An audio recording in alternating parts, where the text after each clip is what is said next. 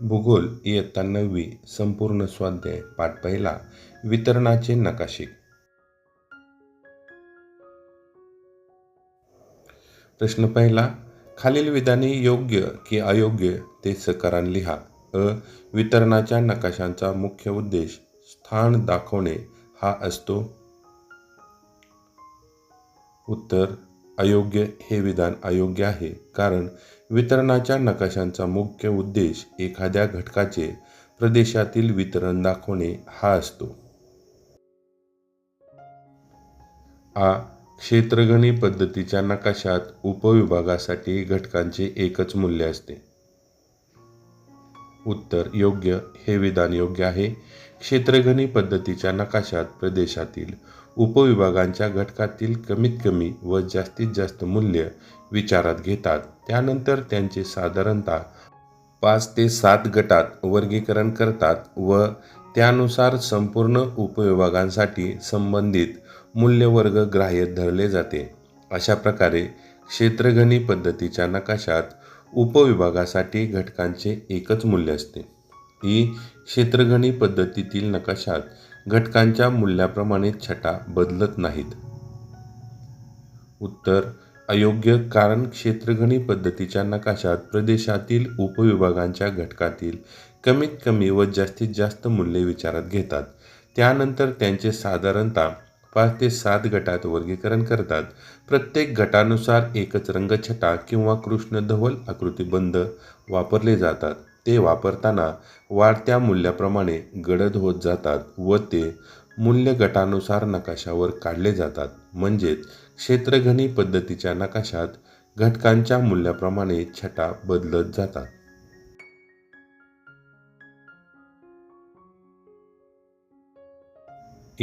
क्षेत्रगणी नकाशा उंची दाखवण्यासाठी वापरतात. उत्तर, अयोग्य.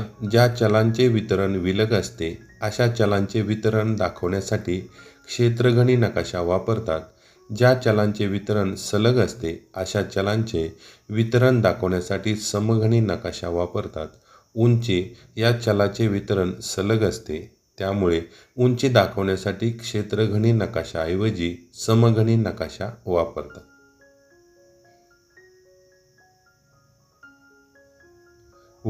लोकसंख्येचे वितरण दाखवण्यासाठी समघनी नकाशा वापरतात.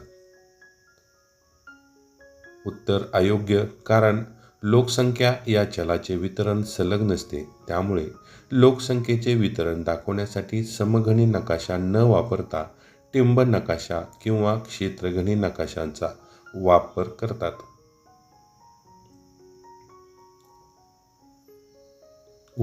टिंब पद्धतीच्या नकाशामध्ये प्रत्येक टिंबासाठी योग्य प्रमाण असावे. उत्तर, योग्य, कारण मुक्तपणे विखुरलेल्या घटकांचे वितरण दाखवण्यासाठी टिंब पद्धतीचा नकाशा वापरतात.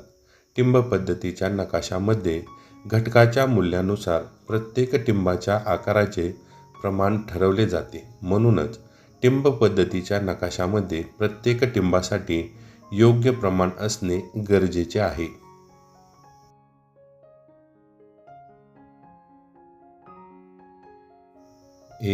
समघनी नकाशे सममूल्य रेषांनी तयार करत नाही.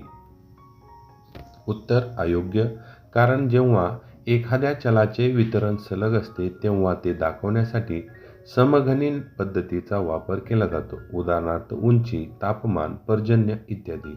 सममूल्य असणारी ठिकाणे एका रेषेने जोडून ही नकाशे तयार केली जातात. अशा प्रकारे समघनी नकाशे सममूल्य रेषांनी तयार केली जातात.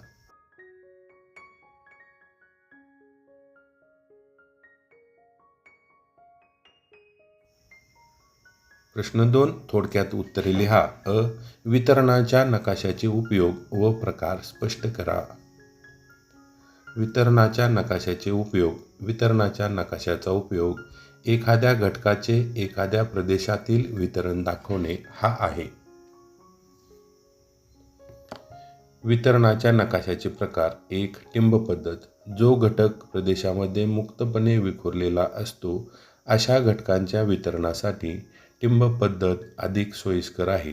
टिंब पद्धतीचा नकाशा तयार करताना केवळ गणना करून मिळवलेल्या माहितीचा उपयोग केला जातो.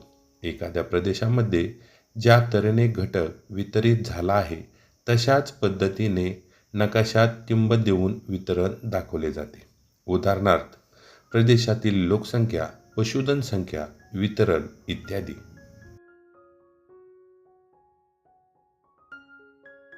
क्षेत्रगणित पद्धत या नकाशामध्ये भौगोलिक घटकांची आकडेवारी वेगवेगळ्या छाया किंवा छटांनी दाखवली जाते. प्रदेशातील उपविभागांच्या घटकातील कमीत कमी व जास्तीत जास्त मूल्ये विचारात घेऊन त्यांचे 5 ते 7 गटात वर्गीकरण करून प्रत्येक गटानुसार एकच रंगछटा किंवा कृष्णधवल आकृतिबंध वापरला जातो. ते वापरताना वाढत्या मूल्याप्रमाणे गडद होत जातात व ते मूल्य गटानुसार नकाशावर काढले जातात.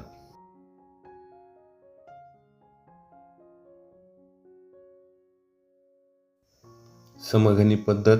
जेव्हा एखाद्या चलाचे वितरण सलग असते तेव्हा ते दाखवण्यासाठी समान समघनी पद्धतीचा वापर केला जातो. उदाहरणार्थ, उंची, तापमान, पर्जन्य इत्यादी. या नकाशात समान मूल्य दर्शवणाऱ्या रेषांच्या आधारे वितरण दाखवले जाते.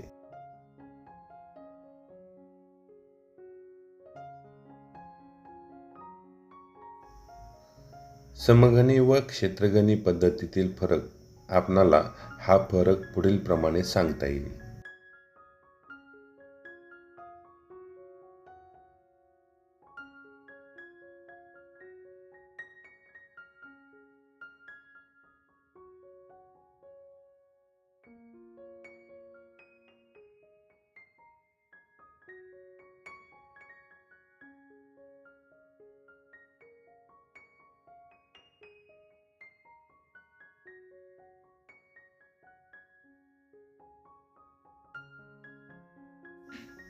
ही प्रदेशातील लोकसंख्या या घटकाचे प्रत्यक्ष वितरण दर्शवण्यासाठी कोणती पद्धत उपयुक्त असते ते कारण स्पष्ट करा.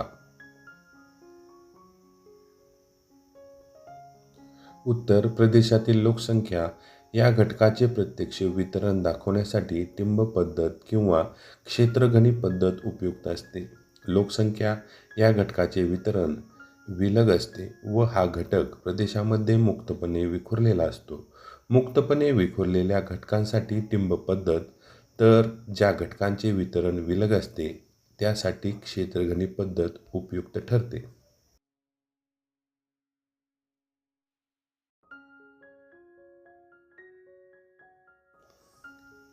टिंब पद्धतीच्या नकाशात एखाद्या प्रदेशामध्ये लोकसंख्या हा घटक ज्या तऱ्हेने वितरित झाला आहे तशाच तऱ्हेने नकाशात टिंबे देऊन त्याचे वितरण दाखवले जाते.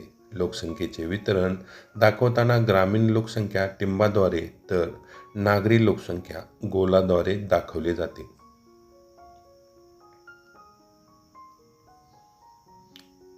क्षेत्रगणी पद्धतीच्या नकाशात लोकसंख्येचे वितरण दाखवताना प्रदेशातील उपविभागांचा विचार केला जातो. लोकसंख्या वितरणाचे जास्तीत जास्त मूल्य व कमीत कमी मूल्य विचारात घेऊन 5 ते 7 गट ठरवले जातात. प्रत्येक गटाचे मूल्य वेगळे असल्यामुळे प्रत्येक गटाच्या मूल्याप्रमाणे वेगवेगळ्या छटांच्या आधारे लोकसंख्येचे उपविभागनिहाय वितरण दाखवले जाते.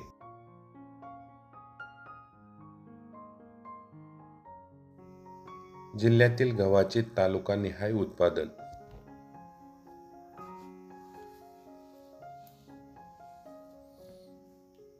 उत्तर: क्षेत्रगणी नकाशा पद्धत. या नकाशांमध्ये भौगोलिक घटकांची आकडेवारी वेगवेगळ्या छाया किंवा छटांनी दाखवली जाते.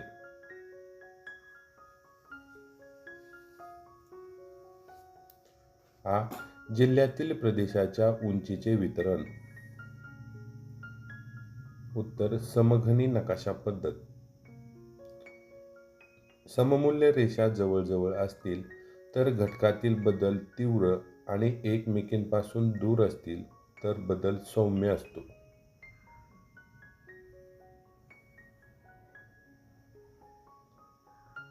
राज्यातील पाळीव प्राण्यांचे वितरण. उत्तर: टिंब नकाशा पद्धत. जो घटक प्रदेशामध्ये मुक्तपणे विखुरलेला असतो अशा घटकांच्या वितरणासाठी टिंब पद्धत अधिक सोयीस्कर आहे.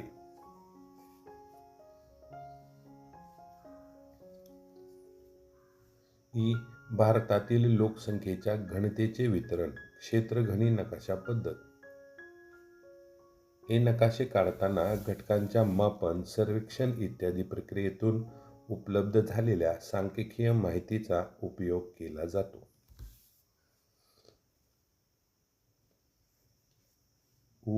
महाराष्ट्र राज्यातील तापमान वितरण समघनी नकाशा पद्धत. या नकाशामुळे घटकांच्या वितरणातील नैसर्गिक कल लक्षात येत.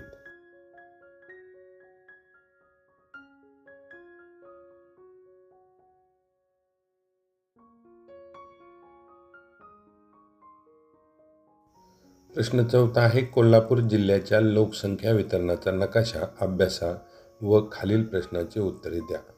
पहिला आहे, जिल्ह्यातील लोकसंख्येचे वितरण कोणत्या पद्धतीने दाखवले आहे? नकाशा पाहून उत्तर द्यायचं आहे. उत्तर आहे, जिल्ह्यातील लोकसंख्येचे वितरण टिंब पद्धतीने दाखवले आहे.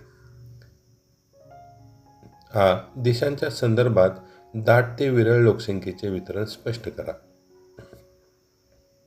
उत्तर, कोल्हापूर जिल्ह्यात पूर्व दिशेस लोकसंख्येचे वितरण दाट आहे, तर पश्चिम दिशेस लोकसंख्येचे वितरण विरळ आहे.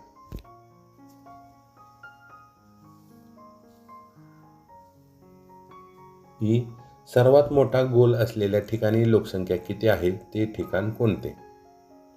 उत्तर आहे, सर्वात मोठा गोल असलेल्या ठिकाणी लोकसंख्या आहे सुमारे 20 लाख आणि हे ठिकाण आहे कोल्हापूर.